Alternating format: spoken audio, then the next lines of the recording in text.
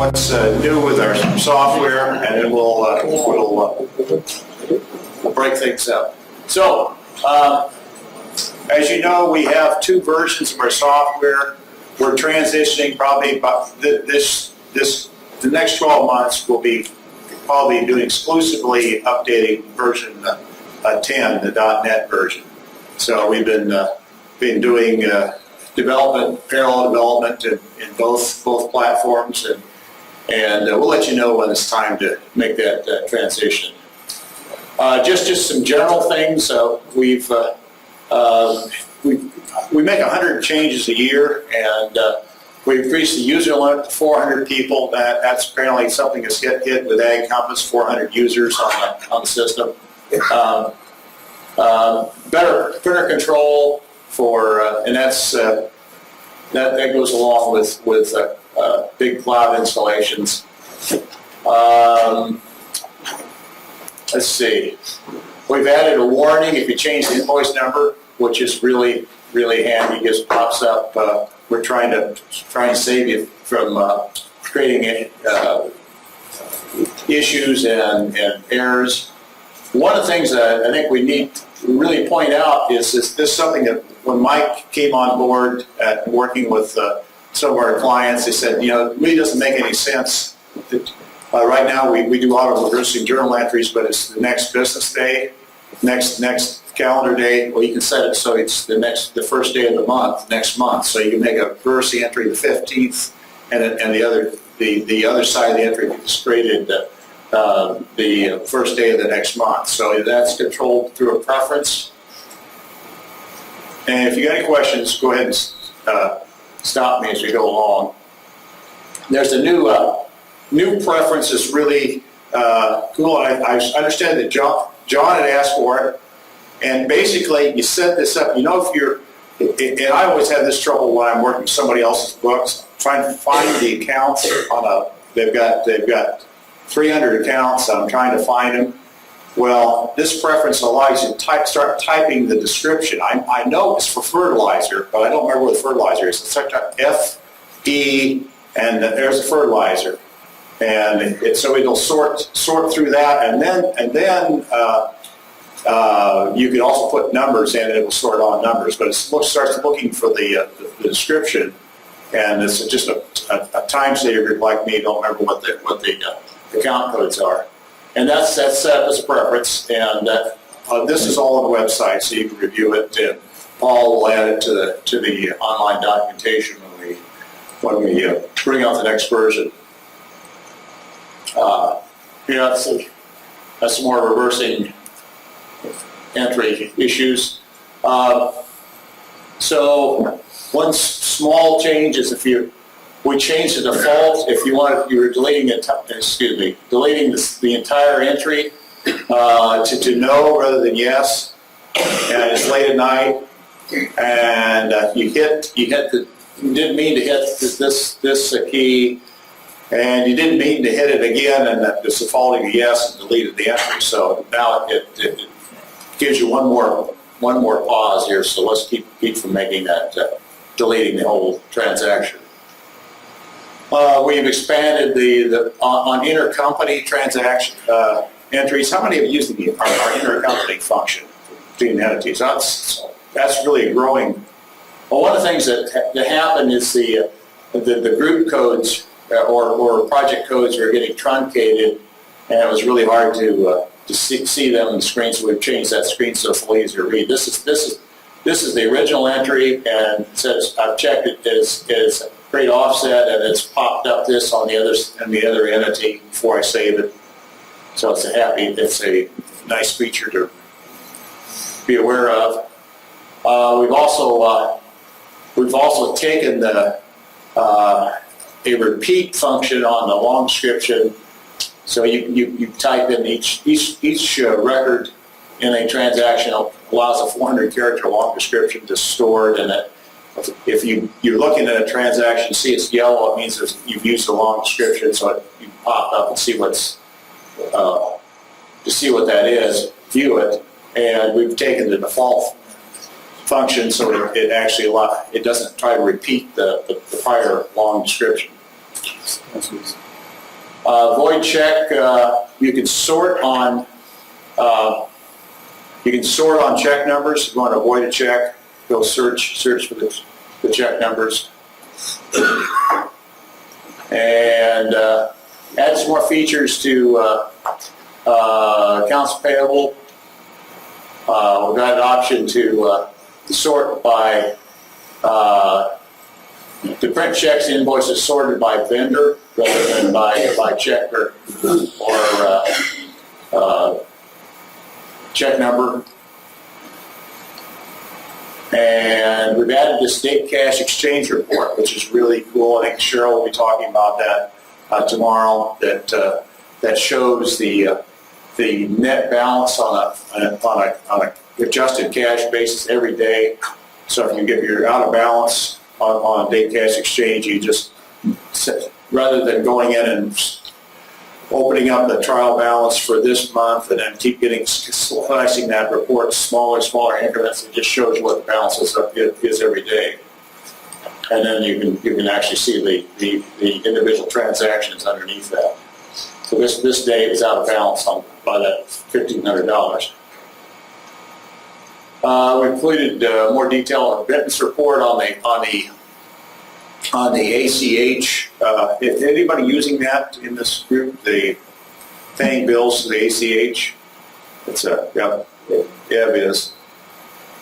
And that's and of course, along with it, when you get the ACH, the vendor knows they're getting paid, but unless it's like a contractor payment or something that's happening at the same amount every month, you need to be able to print out or send them a remittance report that explains what invoices we're paying, because otherwise it's just coming through electronically. Made some changes to the balance sheet income statement, added switches to activate, inactivate ledger accounts, have them included in the balance sheet. Some people think it needs to be included. Some people, inactive accounts need to be included. Some say they don't. So we've split the difference and had a check box for doing that. We've added the cash tax financial market level to loan report, so you can view it not just at the cash level if you're doing some reversing entries or I think maybe if you're reclassifying a current portion of debt out of term debt and wanted to have that show up in that report. It's a loan report. It's a really nice report. Concise, showing the balances, what's paid, interest, principal on each note. We've got okay. We're going to show this to you tomorrow, and this is something that John has challenged me to think about. And we're going to cover this in getting the bottom line presentation tomorrow morning. But one of the things we're trying to do is show standard cost of NR report is showing allocations that occurred for various cost centers,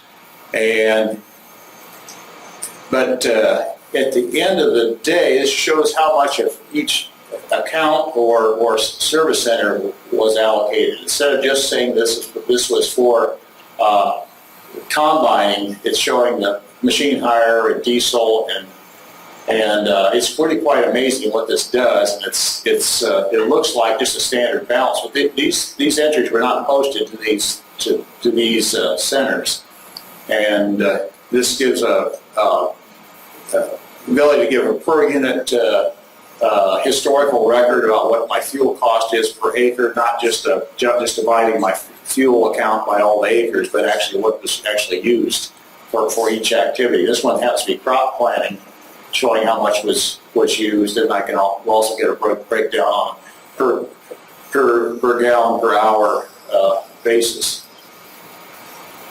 We increased crop field limits to from 500 to 1,200. We have a client that needed more capacity. I don't know who they would have been, but and projects going up on that. we've added a little error message if you've got extremely long descriptions on the project batch ad that's saying that it's trying to fit too much information in the description. You might need to edit that.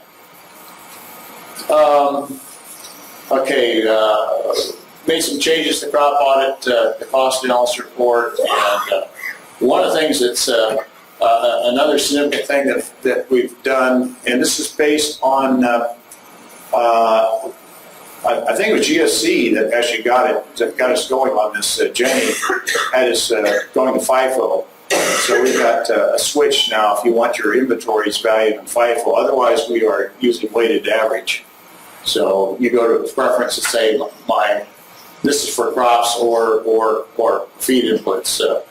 Turn the preference on for FIFO. Did some more work with the batch feeding, more commercial feed mill settings, more packer module settings. Let's see.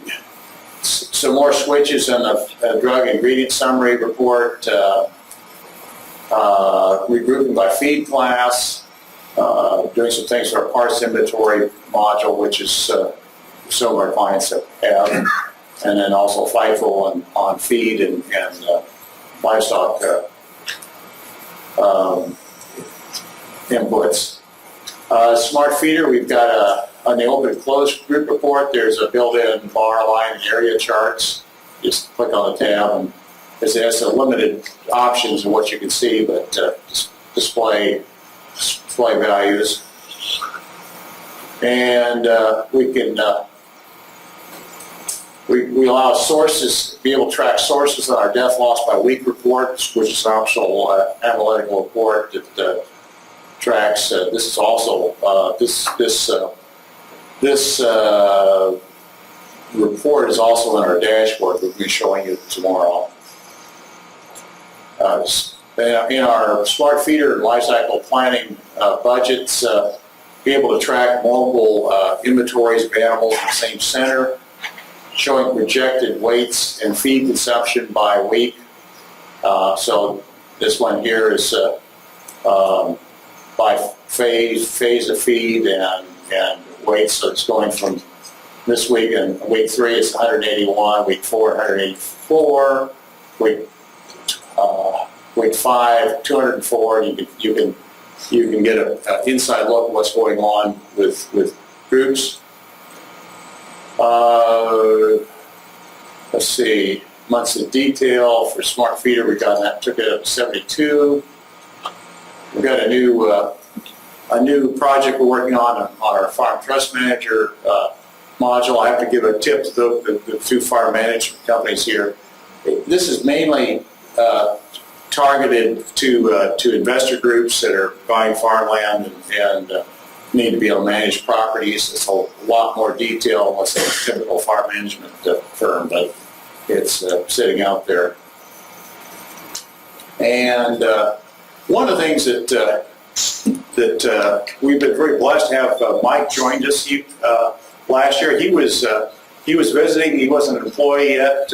Sat through this, and we're still trying to think through how we can help you. And Mike has given us new capacity as our director of professional services.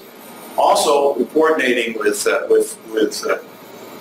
accounting firms and consulting firms that are able to do this as well. So we're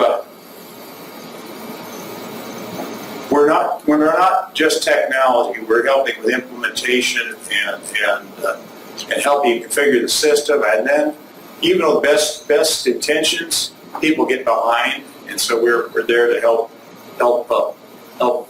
follow through. And so what's going on with us? Mike was a new hire this year.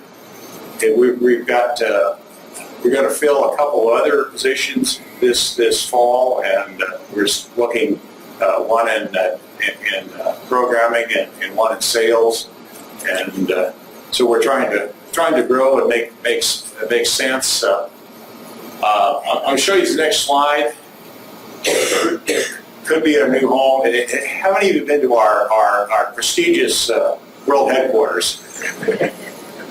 So yeah, we're in a Morton building out on the farm, and we're getting to a point where the internet is just unwieldy, and and plus we're part in a point in our business transition that we want to it doesn't have to be out on our farm. We want to make it accessible, and so we're looking at it's got a good offer on this on a office suite in this building. We may move. It looks like we probably will, but it's life goes on. You got to keep and we are very dependent on the internet anymore for having good connections.